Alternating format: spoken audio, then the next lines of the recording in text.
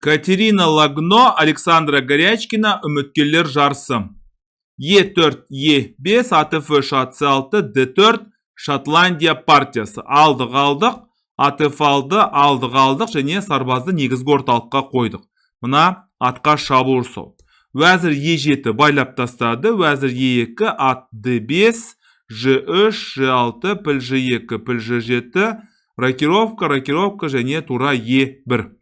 Негізгі орталықтағы сарбаз қорғау керек. Тура Е8, С4. Бұл жерде енді маған пілдің 6-ға орналасуы мүлдем ұнамайды. Көбінесе енді атты Б6-ға қойып, содан кейін А5, содан кейін ғана пілді 6-ға қою маған көбірек ұнайды. Бірақ піл А6. Уәзір С2, енді мынау байлау әдісі бізге керек емес. Мынандай жағдай. Уәзір С5, ат Д2. Ат Б6 және Б3. Шын мәнінде мына пілде, мына атта жұмыс істемей қалды. F5 түсініксіз шешім. Неге бұндай шешім қабылдады? Әрине, турамен негізгі орталықтағы сарбазды алу керек еді.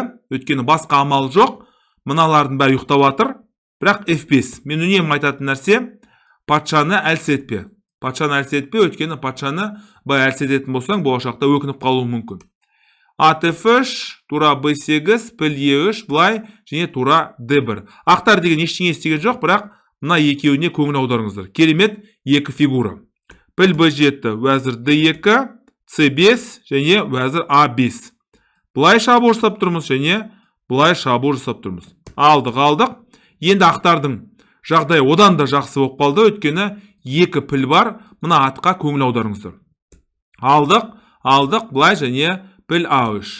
Алдық. Осымен шын мәнінде ойын аяқталды, бірақ әртүрлі жағдайлар болады. F4, патша Ж2, енді мына нені қорғауымыз керек. F6, піл С1, былай, және тура F1. Егерде былай алатын болса, біз онда былай ала береміз, ешқандай қиындық жоқ. Былай алдық, және уәзір Б7. Тура Д2, және Д6. Мына пілдің қаншалықты мықты екенін көріп тұрсыздар. Мына ат деген керемет аттардың бірі. Уәзір Е7, былай, алдық, және тура Д1. Шын мәнінде, былай сырт көзге көріну мүмкін, әлі қаралардың жағдайы тәуір болып, жоқ, тәуір емес, өйткені қараңыздар, мына фигуралардың қаншалықты мықты екен, ал мына фигуралардың қаншалықты нашар екенін көріп тұрсыздар. Аттың не баратын жері, не басатын тау жоқ екенін көрініп тұр.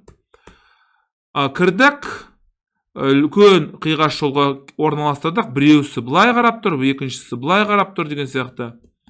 Піл Д5, піл С4, алдық, және тура Е5. Мына жерге шабуыл жасап тұрмыз.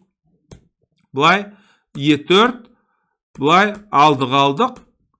Қалғаны енді аса бір ауыз толтырып айтатын әңгіме емес, өйткені ақтардың басымдығы айқын. Ең бастысы енді түсі бөлек пілдердің күресін ұйымдастырмау керекпіз, өйткені егерде мына атты мына пілге айырбастап ататын болсақ, онда жағдай онша емес болуы мүмкін. Кеттік, енді бұндай деңгейдегі үлкен басымдық ақырындап алға қарай ұмтыламыз. Бұл жерде енді бір керемет әңгіме айтамайым, себебі ақтардың басымдығы өте үлкен. Сарбаздар, өтетін сарбаз бар, мынандай өтетін сарбаз бар, мынандай өтетін сарбаз бар. Онымен әрине ат деген күресе алмайды. Келдік, және сарбазды H4, осымен ойын аяқталды. Не айтуға болады? Александра Горячкина өте нашар өнер көрсетіп жатыр.